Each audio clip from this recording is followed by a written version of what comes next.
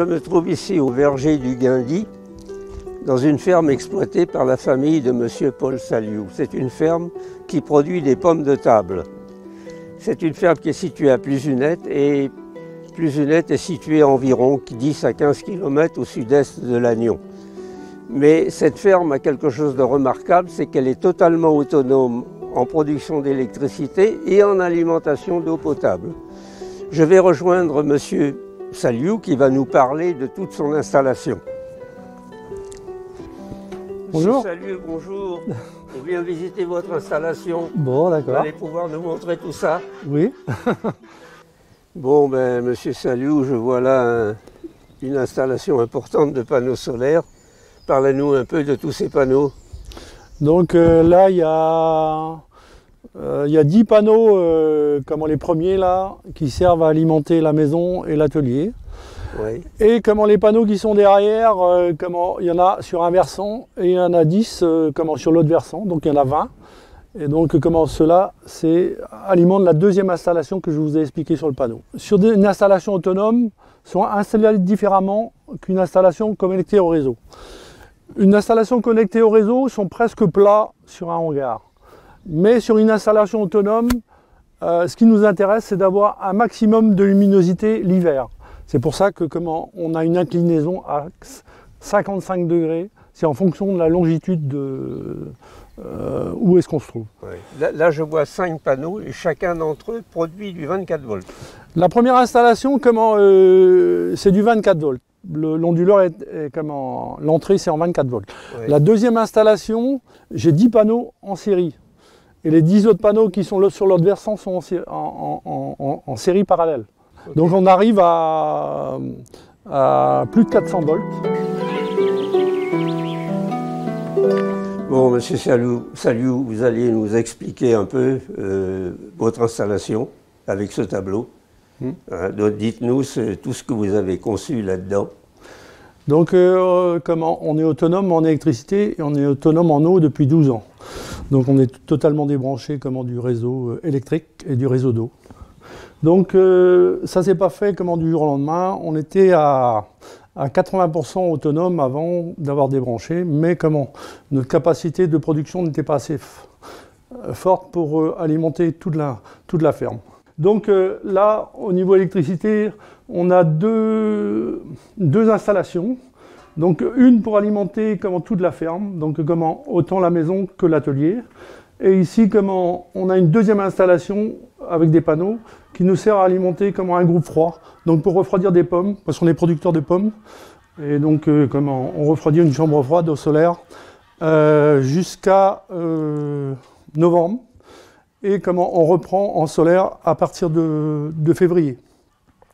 En hiver, on refroidit avec un groupe diesel. Donc là, on est en 24 volts jusqu'ici, et là, on passe en 220. Donc on a des fusibles et coupe-circuits. Après, on a l'utilisation. Donc une partie pour la maison, une partie pour l'atelier. Avant de faire notre installation, on a eu une démarche d'économie d'énergie. Ça veut dire on essaye d'optimiser au maximum la consommation d'énergie. Donc on a essayé de trouver des appareils performants. Donc on a une éolienne aussi, là actuellement elle est en panne, donc mais j'ai assez avec le solaire, donc je ne sais pas si je vais la remonter. Donc c'était une éolienne Berger 1 kW qu'on a acheté au Canada. Et, en hiver, le soleil est très bas, la durée d'ensoleillement est très courte, donc le solaire il est beaucoup moins performant. Avec les batteries au lithium, on tient 5-6 jours de stockage, et au bout de 5-6 jours, si on n'a plus assez, on met le groupe électrogène. Donc le groupe électrogène, il fait 5 kW. Quand je le mets en route, il alimente toute la ferme. Et en même temps, il me charge les batteries. Et il fonctionne fréquemment, une fois tous les 5-6 jours? Là, sur une année, on l'utilise 10-15 heures. Ah oui, donc c'est peu finalement. C'est peu. Ouais. Ouais. La deuxième installation qu'on a fait il n'y a pas longtemps, il y a 4-5 ans. Donc là, on a des panneaux photovoltaïques aussi, mais on a 4 kW en 24, mais après je les ai mis en série, parce qu'on a un onduleur hybride ici qui peut accepter 500 volts.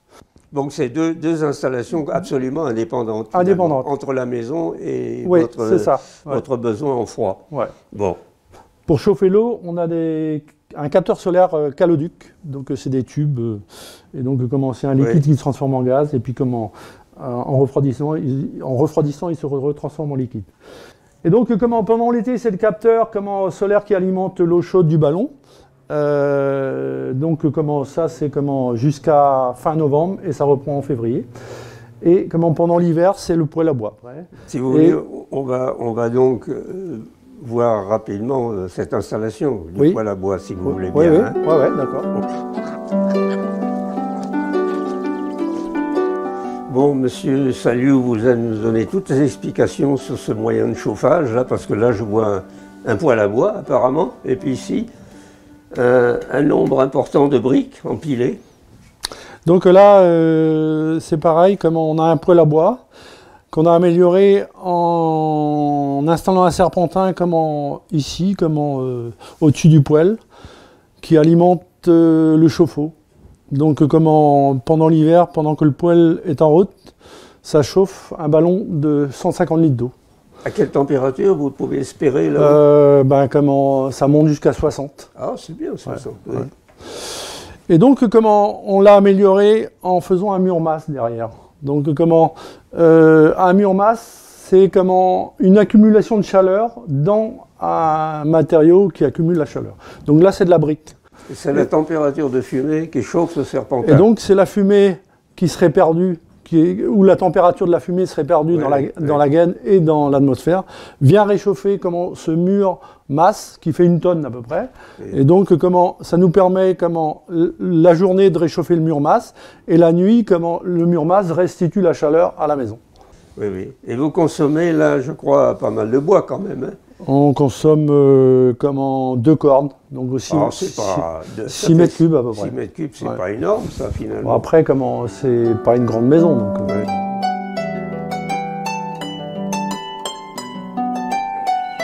Donc là, comme je vous ai expliqué dans la deuxième installation, on a vu le schéma au départ. Là. Le groupe 3, là, nous refroidit les pommes jusqu'en novembre, et ça reprend au mois de février jusqu'à la fin des saisons des pommes. Donc ça nous sert à partir de septembre jusqu'à novembre, et après février jusqu'à avril, mai. Et autrement l'hiver on fonctionne avec un groupe Thermo Kings groupe diesel, dans lequel je mets de l'huile végétale à 30%.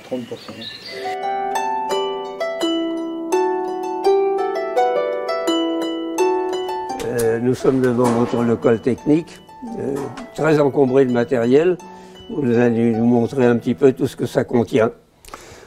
Alors, en premier lieu, c'est une installation que j'ai faite au fur et à mesure. Donc, il faudrait que je refasse les tableaux parce que je rajoute des choses au fur et à mesure. Donc, c'est un peu... C'est un peu petit peut-être. Ouais, et puis il n'y a que moi qui me retrouve.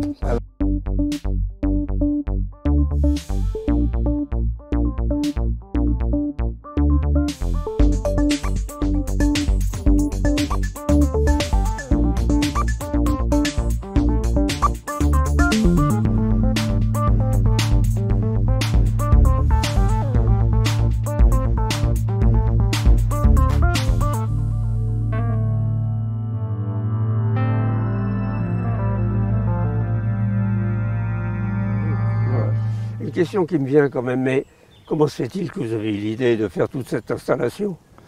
J'ai pas de formation d'électricité, je l'ai fait tout moi-même. Je voulais démontrer que ça marchait.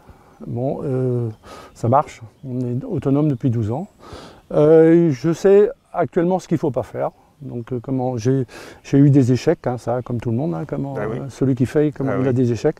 Mais l'échec est formateur à partir du moment qu'on a résolu l'échec, on se forme. Et bien en conclusion de tout ça, que dire?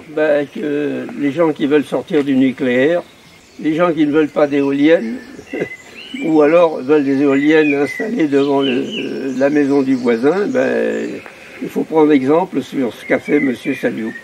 Et M. Saliou, je tiens à vous remercier de cette visite et de toutes ces explications.